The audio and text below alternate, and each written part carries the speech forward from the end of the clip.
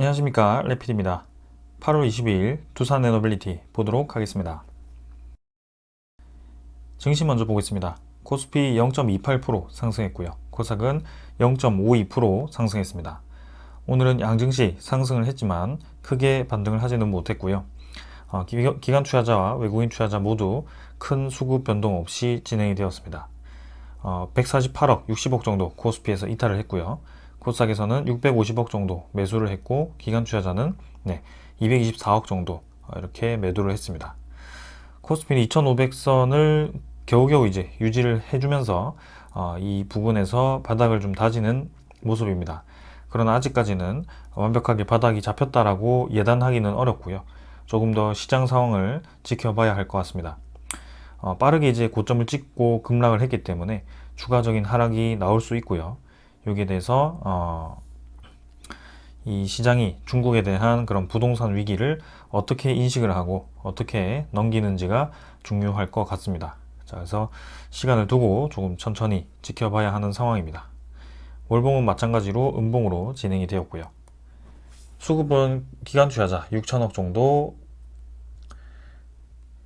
60억 정도 매도를 했고요. 외국인 투자자는 148억 매도를 하면서 오늘도 매도를 이어갔습니다. 특히 외국인 투자자는 계속해서 매도를 이어가는 모습이고요. 기관 투자자도 매수를 계속 이어가지 않고 오늘 추가적인 매도를 진행을 했습니다.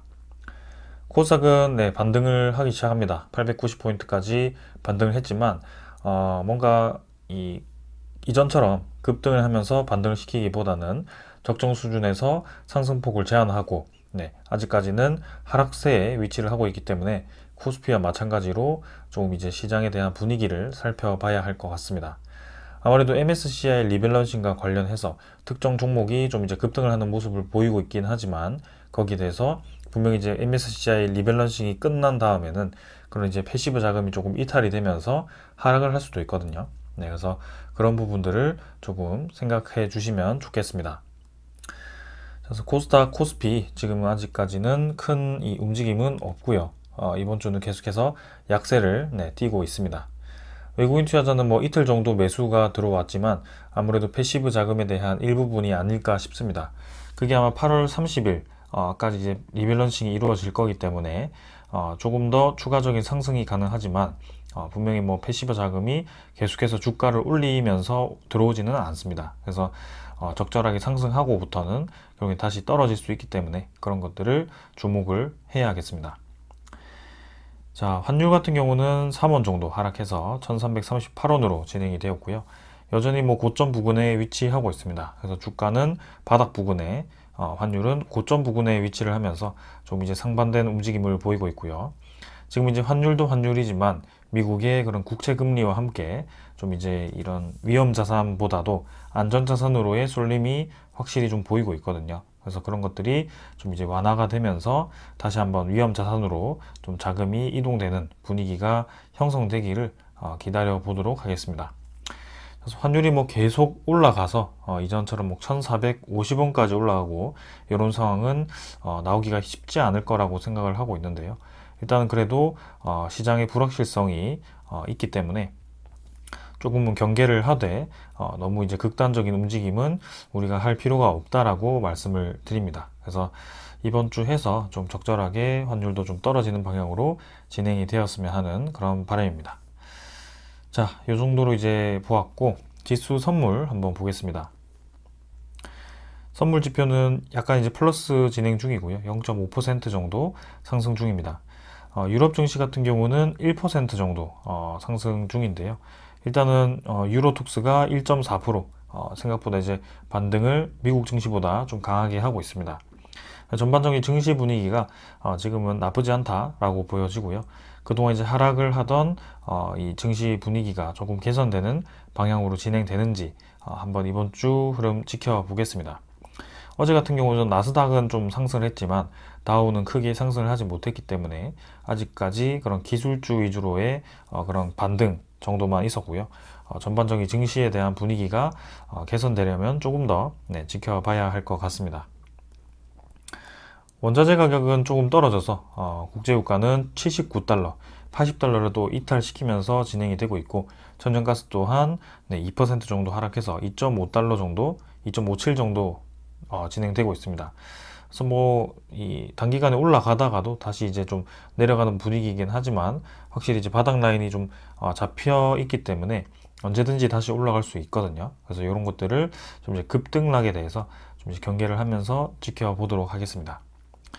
지금은 이제 환율보다도 계속 이제 우리가 관심을 가지고 있는 것은 미국 10년물 국채금리고요. 국채금리가 계속해서 치솟다 보니까 국채에 대한 시장이 굉장히 매력적입니다. 그래서 4.3%까지 10년물 국채금리가 올라간 상황인데, 여기 이제 일시적일 가능성이 분명히 있거든요. 그래서 미국에 대한 그런 이 국가 이 신용 등급이 좀 조정을 받았고, 그 다음에 이 국채 금리에 대해서 지금 이제 올라가는 것은 결국 국채 가격이 떨어졌다라는 것인데요. 그 국채 가격이 떨어진다라는 것은 국채에 대한 발행이 늘었다라고 볼 수가 있습니다. 그러나 그 국채가 결국에는 는다고 해서 계속 이제 발행이 되는 것이 아니고, 일시적으로 이제 늘었다가 다시 이제 국채 발행이 추가로 되지 않을 거기 때문에, 분명히 이제 이런 것들도 선반영, 그리고 좀 심리적인 상황에 대해서 그런 국채가 뭐 공매도 세력에 의해서 떨어졌다라든지 그런 상황 때문에 이렇게 좀 극단적으로 움직였는데요. 분명히 이제 다시 한번 안정적인 방향으로 진행될 수 있을 거라고 생각을 합니다. 그래서 여기서 뭐 이제 더 올라갈지는 봐야 되겠지만, 이미 이제 상당히 큰 고점 위치에 있기 때문에 적정 수준에서 마무리가 될 수 있도록 한번 기다려 보도록 하겠습니다. 자, 그래서 오늘 뭐 특별한 증시 상황은 없었기 때문에 좀 넘어가도록 하고요. 종목으로 넘어가도록 하겠습니다. 두산에너빌리티 보겠습니다. 30원 하락해서 15,990원으로 마무리되었고요. 0.19% 하락했습니다. 오늘도 뭐 상승 하락 계속 반복이 되었고, 사실상 뭐 큰 변화 없었다, 보합 수준으로 마무리되었다라고 봐도 무방합니다. 그래서 증시 코스피가 사실 뭐 큰 변화가 없었기 때문에 이 두산에너빌리티도 큰 변화가 없었던 것 같고요. 시간의 거래도 계속 이제 멈춰 있는 채로 진행이 되고 있습니다. 그래서 16,010원 정도로 진행이 되고 있는데요. 최근에는 뭐 계속 가랑비에 옷 젖듯이 조금씩 하락을 하고 있지만, 사실 뭐 다 합쳐도 크게 얼마 되지 않는 상황이거든요. 그래서 이런 하락분이 꾸준히 이어지긴 합니다만, 결국에는 상승 한 방으로 충분히 만회할 수 있을 만한 그런 하락이라고 생각을 합니다. 자, 그래서 오늘도 거래량은 220만 주로 계속해서 200만 주대의 거래량이 유지가 되고 있고요. 그만큼 지금 거래가 좀 많이 감소해 있는 상태이다 라고 생각하시면 되겠습니다. 지금은 이제 한 4일 정도 요 정도 라인에서 횡보를 좀 하고 있고요. 코스피도 이제 바닥 라인을 좀 잡는 분위기이기 때문에 두산에너빌리티도 어느덧 이제 좀 자리를 잡고 다시 반등을 해야 되는 시기가 아닌가라는 그런 생각을 좀 하고 있습니다. 적정 수준에서 이제 반등을 시작해야 된다라고 생각을 하고 있고, 이전처럼 반등을 시작하게 되었을 때는 외국인 투자자에 대한 그런 매수 물량과 함께 또 이렇게 빠르게 반등을 할 수도 있다라는 좀 생각을 했고, 어제 열심히 좀 말씀을 드렸습니다. 자, 그래서 지금 이제 좀 이따가 확인을 해볼 텐데요. 분명히 이제 공매도 대량 보유자가 신규로 지금 두산에너빌리티에 나타났고요. 이전에 우리가 지속적으로 보던 그 투자자가 다시 한번 나타났습니다. 그래서 이전과 패턴이 똑같다라는 것, 하락하는 패턴과 상승하는 패턴이 모두 계속 똑같이 진행이 되고 있고, 그 하락 시에 늘어나는 공매도 수량을 주로 늘리는 그 공매도 세력도 동일하게 계속 진행이 되고 있다 보니까 이번에도 마찬가지입니다. 두산에너빌리티가 어떤 악재에 의해서 떨어진 것도 아니고요. 사실 악재라고 한다면 이때 이제 웨스팅하우스 소송과 함께 주가가 이제 급락을 했다가 웨스팅하우스 소송이 해결되지도 않았는데도 이렇게 주가가 오히려 그 하락을 시작했던 그 부분보다 그 이상으로 치고 나갔던 그런 경험이 있고요. 그렇게 본다면 사실상 지금 우리가 두산에너빌리티 주가라는 것이 어떤 이 정말 하락시키기 위해서 하락시키는 것도 아니고, 정말 상승시키기 위해서 상승시키는 것도 아닌, 어느 정도 그냥 계속해서 같은 위치를 맴도는 위치로 있다라고 보셔도 무방합니다. 그래서 특별하게 좀 올라가기 위해서는 좀 강한 수급이 들어와야 되는데요. 사실상 강한 피크가 나오긴 했지만, 이전처럼 굉장히 인상 깊게 계속 이 거래량이 늘어나면서 연속적으로 들어오는 거래량은 없었습니다. 그래서 항상 이제 피크 때마다 거래량을 찍고 지금 떨어지는 모습이 상당히 이제 유사한 흐름으로 진행이 되어 왔고요. 이번에도 이제 적정 수준에서 반등을 시킨다면 다시 한번 빠른 반등을 보일 수도 있다라고 생각을 하는 것입니다. 자, 그래서 굉장히 지루한 움직임이 계속 이어지고 있지만 분명히 이제 많이 하락을 해 왔기 때문에 상승할 가능성이 상당히 크다라고 보고 있고 그 시기를 기다리면 될 것 같습니다. 자, 그래서 지금도 기관 투자자 오늘 35만 주 매도를 하면서 최근에는 확실히 기관 투자자가 이 두산 에너빌리티에서 좀 많이 이탈을 하는 모습을 보이고 있고요. 8월 3일자부터 꾸준히 지금 이탈을 하고 있습니다. 외국인 투자자 같은 경우는 오늘 12만 주 매수를 했지만 사실 뭐 이전에 매도를 좀 반복했기 때문에 지금은 이제 적정 수준에서 큰 매도는 멈추었다라고 볼 수 있겠지만 기관 투자자에 대한 매도세는 꾸준히 좀 이어지고 있는 상황입니다. 그래서 금융 투자도 지금 한 6일 정도 연속으로 빠졌고요. 투신도 지금 2만 5천 주 매도하면서 또 계속해서 매도를 하고 있습니다. 연기금 투자자가 지금 25만 8천 주를 매도를 좀 했는데요.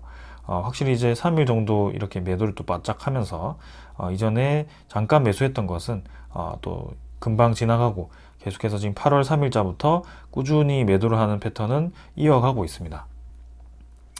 그래서 7월달, 뭐 6월달 해서는 연기금 투자자가 굉장히 공격적으로 매수를 했다면 지금 이제 8월달 들어서는 매도를 좀 진행을 하고 있는데요.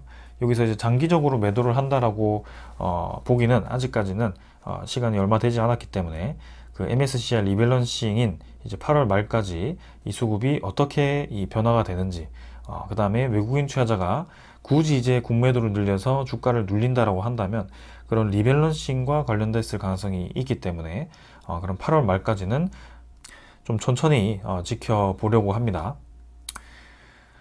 자, 그래서 이번 주 이제 지나고 나면 다음 주 월, 화, 수, 목 정도가 이제 마지막 정도가 될 것 같고요. 다음 주 정도면 이제 이 두산 에너빌리티의 방향과 그다음 대충의 그런 코스피에 대한 방향이 좀 이제 결정이 될 것으로 좀 보여집니다. 그래서 이때까지 그래 왔기 때문에 지금은 사실 뭐 이런 하락세는 큰 의미가 없다라고 말씀을 드리고요. 계속해서 말씀드리지만 이 고점을 돌파하느냐가 문제입니다. 그래서 지금 이렇게 올린 것을 그대로 내렸다는 것이 중요한 것이 아니고 결국에는 고점 방향으로 향할 수 있는 그런 소스가 있는지, 그리고 그런 힘이 있는지, 그리고 그런 거래량이 터져주는지 그런 것들을 계속 주목을 하도록 하겠습니다. 자, 오늘은 뭐 이 정도로 이제 큰 변화 없었기 때문에 간단하게 보고 넘어가도록 하고요. 두산 에너빌리티 국매도 잔고도 한번 확인해 보겠습니다. 자, 잔고를 보시면 8월 22일자로 해서 16만 3천 주 거래가 되었고요. 사실 뭐 크게 이전처럼 하루에 뭐 50만 주 거래처럼 이렇게 이 일 국매도 거래가 많은 편은 아닙니다. 이전과 확실히 비교를 했을 때 국매도 일 거래가 많은 편은 아닌데 이 전체 거래량이 적다 보니까 공매도 비중이 높아진 상황이고요. 오늘도 한 7% 가까이의 공매도 비율이 있었습니다. 그래서 8월 18일자로도 740만 주로 공매도 잔고가 20만 주 정도 증가를 했고요. 아무래도 21일, 22일 계속해서 공매도 잔고가 늘어나는 방향으로 진행될 가능성이 있어 보입니다. 그래서 최근에 이 움직임을 좀 보았을 때 공매도 잔고가 한 300만 주 때부터 740만 주 정도까지 한 440만 주 정도가 늘어난 상황인데요. 아무래도 그 수량 자체가 두산 에너빌리티의 이 주요 매도 세력이 아닐까라는 생각이고 그 주요 매도 세력은 제가 매일매일 언급드리는 그 세력이다라고 생각을 합니다. 자, 그래서 오늘은 이렇게 공매도 대량 보유자를 제가 가져와 봤고요. 여기 코스피에 공매도의 대량 보유자가 나타나는 그런 탭입니다. 그래서 여기 보시면은 자, 두산 에너빌리티 종목이 나와 있고요. 모건 스탠리죠. 네, 모건 스탠리 인터내셔널 PLC고 국적은 영국입니다. 그래서 8월 18일자로 이 공매도 대량 보유자로 다시 등록이 되었고요. 사실 이전에 5월달이었나 한번 등록이 되었다가 주가를 올리면서 공매도를 상환시키면서 이 공매도 대량 보유자에서 빠졌다가 다시 한번 공매도를 늘리면서 또 이렇게 공매도 대량 보유자로 지정이 되었습니다. 뭐 나머지 이제 이런 종목들도 있긴 한데요. 일단은 공매도 대량 보유자에 대한 조건은 전체 주식 수량의 0.5% 이상을 이제 공매도로 가지고 있을 때입니다. 그래서 지금 두산에너빌리티 전체 주식수가 6억 4천만 주이기 때문에 1%면 640만 주죠. 근데 그 중에 절반이니까 320만 주 정도를 모건스탠리가 공매도 잔고로 들고 있기 때문에 이렇게 8월 18일자로 공매도 신고가 된 것이고요. 제가 아까 300만 주 때부터 이 740만 주까지 거의 440만 주가 공매도 잔고가 늘었다라고 말씀을 드렸는데 지금 그 중에 320만 주 이상을 또 모건스탠리가 가지고 있다라고 볼 수가 있습니다. 그래서 계속 똑같은 패턴으로 두산에너빌리티를 주가를 주물럭주물럭 거리고 있는 상황이고요. 이번에도 마찬가지 모건스탠리의 이 40일 동안에 거래원을 보시면 모건스탠리가 530만 주를 순매도를 하게 됩니다. 근데 이 순매도량의 대부분이 아마 이 공매도 잔고, 공매도로 이용이 되었지 않을까라는 생각이고요. 지금 이제 JP모건은 상대적으로 적게 매도를 하고 있긴 하지만 분명히 최근에 매수를 하는 그 수급에서 이 마지막 이 MSCI 리밸런싱과 관련해서 교환이 트레이딩 되는 시점으로 이전에도 그런 이 움직임을 보았었거든요. 그래서 8월 31일 정도에 이 무관소홀은 오히려 이 동시호가에 대량 매수로 나타날 가능성이 있습니다. 네, 그래서 다음 주 정도면 아마 알 수 있을 것 같고요. 계속해서 그런 MSCI 비중, 그 다음에 옵션에 대한 파생 상품에 따라서 만기에 맞춰서 공매도를 이렇게 늘려놨다가 상환을 시키면서 그 보유 수량을 맞춰가는 그런 움직임이 지속되고 있습니다. 상당히 이제 눈살찌 풀어지는 상황이긴 한데요. 계속해서 이 공매도를 이용해서 두산에너빌리티 주가를 움직이고 있다. 그러나 사실상 두산에너빌리티의 주요 수급이 지금 아직 들어오지 않았기 때문에 이렇게 모건스탠리에 대한 비중이 커 보이긴 하지만 거래량이 늘어나고 주요 수급이 붙어주고 좀 이제 올라가 준다면 이런 모건스탠리가 공매도를 조금씩 치는 것도 사실 뭐 큰 영향은 없을 거라고 생각을 합니다. 그러나 일단은 지루한 시기에 계속 이렇게 주가가 상승 하락을 반복하고 있는 상황이고요. 거기에 대해서 이번에 제가 다시 한번 저점을 찍고 올라갈 거라고 생각하는 이유 중에 하나가 지금 이 상황입니다. 그래서 계속 비슷한 단가에 공매도를 쳐놓고 그 보유 수량을 지금 모건스탠리가 들고 있고 그 공매도 평균가에 맞춰서 특정 이벤트에 맞춰 그 대량 상환을 시행을 한다면 그 이해관계는 이제 끝나게 될 겁니다. 그게 아마 8월 말이라고 생각을 하고 있고 지금 이제 7월 말, 8월 옵션 만기 계속 이제 말씀을 드리고 있는데 좀 미뤄지면서 꾸준히 지금 이렇게 모건스탠리에 대한 공매도가 관여를 하고 있습니다. 그래서 이전에는 옵션 만기에 맞춰서 좀 이제 이 공매도가 상환되는 모습이었는데요. 아직까지는 그런 모습은 보이지 않고 있고 1일 공매도 거래가 꾸준히 지금 8%, 11% 정도를 유지를 하고 있기 때문에 아직까지는 조금 더 시간이 필요해 보인다. 이렇게 말씀을 드리는 겁니다. 그러나 이 공매도가 두산에너빌리티가 악재가 있어서 주가를 누르기 위해서 이용됐다라기보다는 모건스탠리의 특정한 그런 파생 상품 만기를 위해서 이렇게 이용되고 있다는 것을 말씀드렸고 그 파생 상품 만기가 끝나고 나면 결국에는 주가는 다시 공매도가 상환되면서 올라가더라.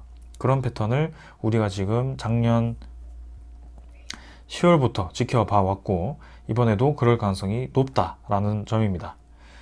그 다음에 외국인 추정 물량은 12만 주 플러스였고 동일하게 진행이 되었고요. 큰 변화는 없었습니다. 그래서 외국인 보유율이 지금 12.74% 정도로 큰 변화 없이 진행이 되고 있고요. 이번 주 다음 주 정도 해서 한번 이 보유율이 변화하는지 체크를 한번 해보겠습니다. 자, 그래서 지루한 움직임 계속 이어지고 있는데 일단은 잘 기다려 주시는 구독자 여러분들께 좀 이제 감사하다는 말씀도 드리고 싶고 조금 더 이제 힘을 내서 같이 좀 수익을 얻었으면 하는 그런 바람입니다. 그래서 제가 이제 대표적인 종목 하나를 좀 가져와 볼 텐데 최근에 사실 이 에너지 테마 중에 가장 핫한 종목 중에 하나입니다. 효성중공업이고요. 요거는 이제 변압기를 주로 생산하는 기업입니다. 그러나 이번에 관심을 많이 받았고 수급이 쏠리면서 이렇게 계속 이제 상승을 하는 모습이었고요. 사실 이제 2023년 4월 달부터 해서 본격적인 상승이 시작되어서 지금 20만 원을 돌파를 한 상황입니다.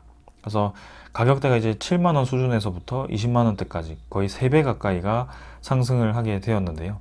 사실상 여러분들이 보시기에는 이 세 달만 보았을 때는 계속 이제 상승을 한 것처럼 보일 수 있겠지만 그 이전에 이 효성중공업이 흘러왔던 그 과정을 생각을 해보면 충분히 이 두산에너빌리티도 유사한 흐름을 보일 수 있다는 것을 이해를 하실 것 같습니다.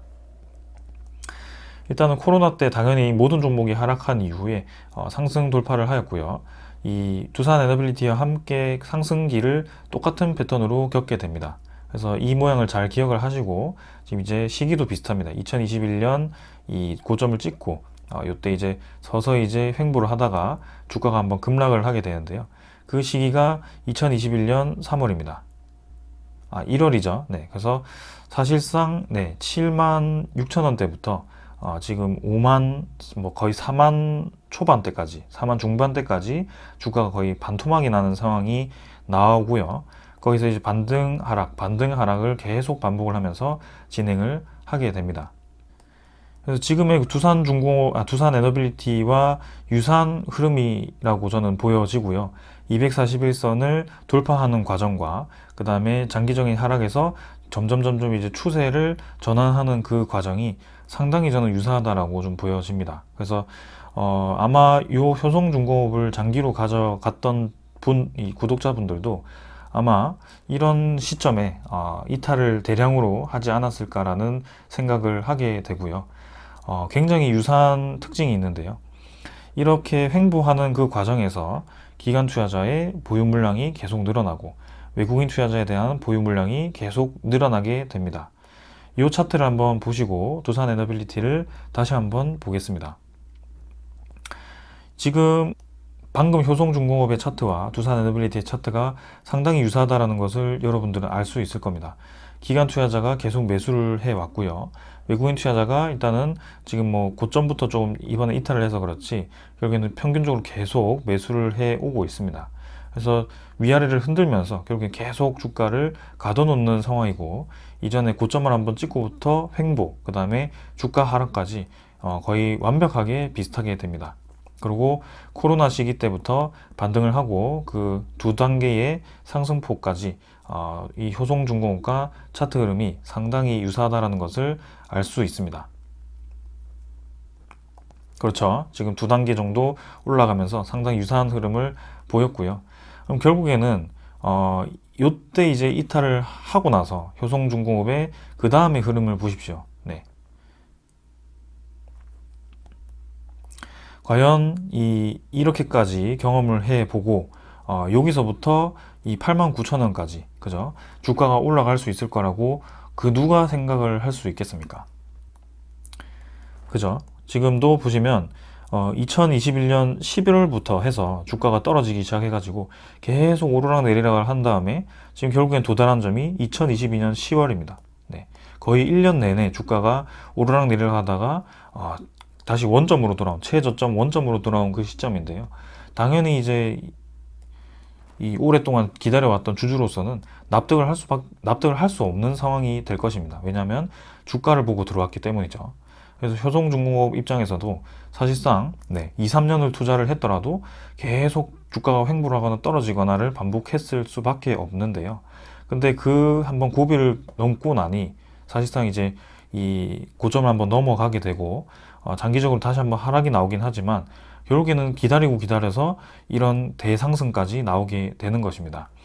이게 그냥 효성중공업이 하루아침에 좋아져서 이런 상승세가 나오는 것이 아니고 이전에 이미 준비해 왔던 그런 이제 효성중공업의 아이템들, 그 다음에 에너지 시장이 맞아 떨어졌기 때문에 그동안 이제 관심을 못 받다가 관심을 받기 시작했을 때 이런 상승세가 시작되는 것입니다. 월봉만 보더라도 굉장히 지칠 정도로 이렇게 긴 하락과 횡보를 하게 되는 그 종목이었는데 이렇게 단 4개월 만에 상승을 하게 되는 모습을 볼 수가 있습니다. 자, 그렇게 따지면 두산에너빌리티도 저는 상당히 유사하다라고 보여지고요.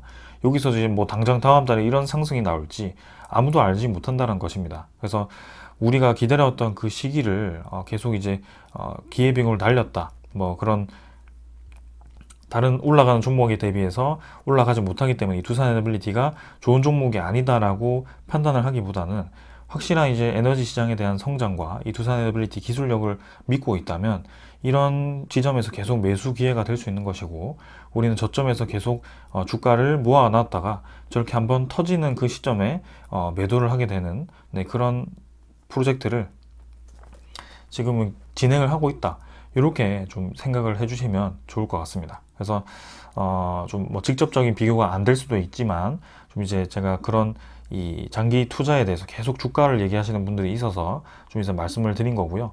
분명히 2, 3년은 그리 긴 시간이 아닙니다, 사실상. 그리고 이런 이제 코스피에 대한 대세 하락에 대해서 주가는 모두 이렇게 움직였기 때문에 분명히 관심을 받았을 때 이 기업이 성장성이 있다면 충분히 올라갈 수 있다라고 말씀을 드릴 수 있습니다. 자, 그래서 계속 제가 해상풍력, 가스터빈, 뭐 해수 담수화 플랜트, ESS, 주단조 플랜트, 이렇게 두산에너빌리티의 주력 사업을 위주로 좀 말씀을 드리고 있고요. 그 중에 SMR 원자력 테마가 지금 이제 인식이 굉장히 강하기 때문에 이렇게 성장을 하고 있지만, 지금 두산에너빌리티의 주요 역량은 그리고 이제 주요 에너지 플랜트의 이 파워, 그죠? 발전을 할 수 있는 주요 부품들을 주단조를 이용해서 생산을 할 수 있다는 것이 이 두산에너빌리티의 강점입니다. 그래서 발전 플랜트에 들어가는 웬만한 이제 터빈들, 그죠? 발전 플랜트가 사실 터빈으로 다 웬만한 이 발전이 다 돌아가기 때문에 두산에너빌리티가 거의 핵심이라고 보시면 되고요. 효성중공업이 이제 변압기로 이제 그렇게 수익성이 증가를 했지만, 두산에너빌리티도 그런 이제 큰 발전 플랜트의 주요 기기들이 수주가 이제 본격적으로 되기 시작한다면 관심을 많이 받을 걸로 생각이 됩니다. 그리고 시장이 좋기 때문에 우리가 더 이제 성장세를 기대를 할 수가 있고요. 그래서 지금은 두산에너빌리티가 확실하게 수주를 했다, 이렇게 이제 사실상 상반기에 5.3조를 수주했는데도 주가가 지금 움직이지 않고 있기 때문에 하반기에 대한 추가 수주와 그 다음에 이 정치적으로 좀 이용되는 그런 원전 수출에 대해서 확실하게 좀 이번에 하반기에 못을 박았으면 하는 바람입니다. 그래서 그런 의미로 제가 이제 이 추가적인 소식들을 좀 가져와 봤고요. 자, 요거는 세계 원전 동향 자료이고요. 튀르키예 원전에 대한 자료를 이렇게 좀 정리를 해봤습니다. 자, 그래서 최근에 튀르키예가 이 원자력 발전에 대해서 굉장히 관심을 많이 가지고 있고, 원자력 발전량을 2050년대까지 20기가와트까지 확대를 한다라는 발표도 했었고요. 그리고 러시아와 1차 이 원전 건설에 대해서 지금 차곡차곡 가동이 될 예정입니다. 첫 호기가 2024년에 가동이 될 예정이고, 이제는 이 2023년 4월에 얘기가 나왔던 것이지만 2023년 말까지 두 번째 원전 건설 협상을 마무리를 하겠다라고 발표를 했었습니다. 자, 그러나 이 당시까지만 해도 지금 이제 어떤 국가가 이 두 번째 원전 건설에 대해서 협상을 하는지 발표가 되지 않았었고요. 여러 국가로부터 공급 관련 제안을 받았다라고 되어 있습니다. 그리고 세 번째 원전은 이제 한국과 미국 기업과 논의 중이다라고 되어 있었는데요. 근데 최근에 이제 7월달, 저번 달이죠. 저번 달에 나온 소식에 의하면, 자, 튀르키예 원전 2, 3호기 신설을 위해서 한중로와 협상 중이다라고 발표가 되었었습니다. 그래서 바이락타르 장관이 두 번째 원전이 흑해에 접한 시노프주에 건설이 될 예정이고, 세 번째 원전은 북서부 트라키아 지역을 염두에 두고 있다라고 얘기를 했고요. 이미 이제 두 번째 원전에 대한 부지가 확정이 되었다라고 볼 수가 있습니다. 자, 그래서 지금 튀르키예 원전에 대해서 지금 이제 2호기를 한국과 중국, 러시아가 수주를 위해서 경쟁을 펼치고 있는 상황이고요. 튀르키예 원전 1호기를 사실 러시아가 진행을 했기 때문에 러시아에 대한 추가 수주가 진행이 될 수도 있겠지만, 한국에 대한 값싼 가격과 그 다음에 또 이제 튀르키예와 한국 간의 그런 관계에 의해서 좀 이제 추가적인 수주가 나왔으면 하는 바람입니다. 이미 이제 예비 사업 타당성 조사를 위한 그런 예비 제안서는 전달을 한 상황이고요. 이번 하반기에 이 튀르키예 원전 2호기에 대해서 수주 소식이 들려올 수 있을지 한번 지켜보도록 하겠습니다. 이 트리키에 원전도 1400메가와트 모델이기 때문에 웨스팅하우스는 배제된 상황입니다. 그 다음에 지금 이제 영국과도 계속해서 이 원전에 대한 건설을 검토를 하고 있는 상황이고요. 해외 원전 부사장이 이제 현지 하원 의원 초청으로 월파 부지를 방문을 했다라고 합니다. 그러니까 원전에 대한 건설 예정 부지를 방문을 해서 이렇게 원전 국장과 원자력청 의장과 모트 맥도널드 경영진을 만났고요. 이렇게 이제 원전 사업 참여 방안을 논의를 했다라고 합니다. 그래서 영국도 지금 이제 이전에 2017년에 우리가 이 최종 협상자로 대상이 되었다가 그런 사업 자금에 대한 이 조달이 어려울 것으로 생각이 되어서 입찰 자격을 이제 포기를 하는 상황이 나타났었는데요. 이번에 이제 다시 한번 도전을 하게 되었고, 우리나라가 이번에는 UAE와 함께 제3국 공동 진출을 이제 하기 위한 팀을 꾸렸습니다. 그래서 조금 더 이 가능성이 있다라고 보여지고요. 특히 영국에서는 UAE에 대한 자금을 조금 신뢰를 하고 있기 때문에 거기에 대해서 우리나라가 조금 더 이 힘을 받을 수 있을 것으로 또 기대가 됩니다. 그래서 영국도 2030년까지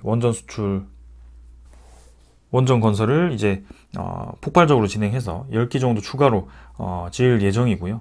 지금 한전 쪽에서 튀르키예와 영국 쪽을 이제 이렇게 두드리고 있는 그런 상황입니다. 그 다음 한수원은 이제 폴란드 원전과 체코 원전, 그 다음에 이렇게 카자흐스탄 원전 이렇게 이제 참여를 진행을 하고 있고요.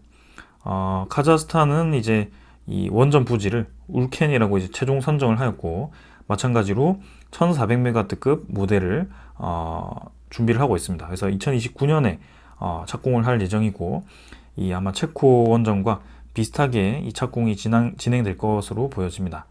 체코도 이제 내년 상반기에 최종 입찰자가 선정이 된다라고 하니 카자흐스탄도 조만간 이제 결정이 된다라고 했었거든요. 그래서 이제 2800메가와트 규모의 원전 2기, 1400메가와트급 2기를 이렇게 건설할 예정이고, 한국, 중국, 러시아, 프랑스 이렇게 수주전이 진행이 되게 됩니다.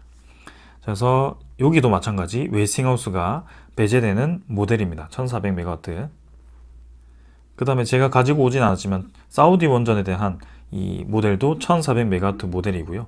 지금은 우리나라와 이 중국 2파전으로 진행이 되고 있는데, 이 웨스팅하우스와의 소송전에서도 지금 미국 정부가 고민을 하는 것이 이렇게 이제 우리나라가 단독으로 들어가 있는 이 입찰을 신청한 프로젝트가 많고요. 특히 사우디에서도 지금 이제 한국 입찰이 지금 이제 굉장히 유리한데,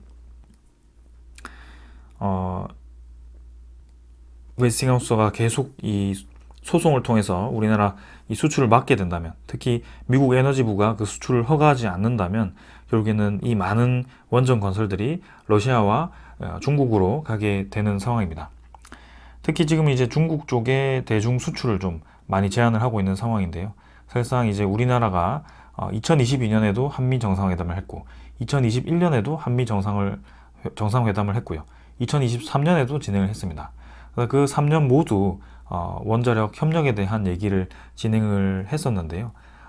사실상 이제 그 협력을 하면서 미국이 이제 주도권을 가져가고, 그 주도권을 가져가는 대신 러시아를 규제하는 그런 이 뉘앙스가 좀 있었습니다. 그래서 이번에도 미국 정부가 적극적으로 나서지 않는 것은 미국 기업에 대한 주도권을 어느 정도 염두를 해두고 있는 상황이 아닐까라는 생각이고요. 분명히 이제 협력 관계는 유지는 하겠지만 이런 기업들 간의 이 최대한 손실을 적게 보는, 그리고 이익을 많이 가져가는 방향으로 이렇게 좀 협상이 좀 공격적으로 진행이 되고 있다라고 이해를 하시면 되겠습니다. 자, 그래서 지금 이제 UAE도 1400메가와트급 바라카 오르코기 2기, 튀르키예도 원전 2호기 1400메가와트급 4기, 영국도 이제 1400메가와트급 이제 몇 기가 지금 검토 중인지 모르겠지만 추가로 진행될 거고요. 그 다음에 카자흐스탄도 1400메가와트급 2기, 폴란드 퐁투누프 원전도 1400메가와트급 2기, 체코 원전은 이제 1000메가와트급이고요. 사우디 원전도 마찬가지 1400메가와트급 두 기입니다. 그래서 이렇게 6가지 정도의 국가가 지금 이제 모두 1400메가와트급을 검토를 하고 있는데요. 웨이스팅하우스는 1400메가와트급을 생산을 할 수도 없고 수출을 할 수도 없습니다. 그렇기 때문에 장기적으로 보았을 때 우리나라와 협력을 해서 공동 진출을 하는 것이 웨이스팅하우스에서도 분명히 이제 장점이 있을 것으로 보여지고요.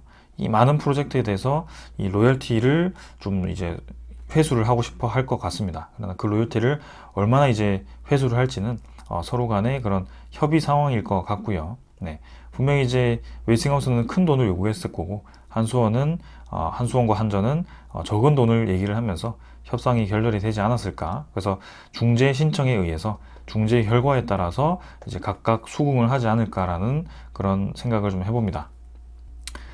그래서 그 시기까지 저는 이제 머지 않았을 거라고 생각을 하고 있고요. 지금 이제 이런 이슈들이 올 하반기, 내년 상반기에 많은 프로젝트들이 결과가 나올 것으로 예상됩니다. 지금 이제 제가 대형 원전에 대해서만 설명을 드렸지만 요 안에는 이제 이 소형 모듈 원전도 계속 프로젝트가 진행 중이고요. 그다음에 가스터빈, 그 다음에 주단주 플랜트라 같은 그런 대형 프로젝트도 계속 진행 중이고요. 내년 2024년 상반기부터는 우리나라 국내 해상풍력 시장도 본격적으로 사업이 촉진될 것이기 때문에 거기에 대해서 이 두산 에너빌리티는 계속 관심을 받을 수밖에 없다라는 점입니다. 자, 그래서 어렵게 지금까지 버텨왔고 어렵게 지금까지 기다려와서 지금 나가는 것은 저는 굉장히 안타깝다라고 생각을 하고요. 기다려왔던 만큼 분명히 보상이 있을 거라고 저는 생각을 하고 조금 더 인내를 하고 기다려 봤으면 좋겠다라는 생각입니다. 특히 2024년은 올해보다는 확실히 증시 분위기가 개선될 것이다 라는 그런 전망도 많기 때문에 금리가 인하될 것이기 때문에요. 그런 증시 분위기도 개선되고 기업에 대한 수주와 그런 시장도 개선이 된다면 분명히 좋은 방향으로 갈 수밖에 없습니다. 네, 그래서 앞으로의 상황을 주가를 감히 예상하기는 어렵겠지만 아까 효성중공업 케이스도 그렇고 2, 3년 내내 하락하고 횡보를 하더라도 결국엔 때가 되면 4달 만에 올라가는 것이 주가입니다. 그래서 두산 에너빌리티도 그랬거든요. 4달 만에 올라갔거든요. 그래서 그런 것이기 때문에 우리가 너무 조급해할 필요는 없다라고 말씀을 드리면서 이 정도로 좀 오늘 정리를 하겠습니다. 네, 오늘 여기까지 하고 마무리하겠습니다. 감사합니다.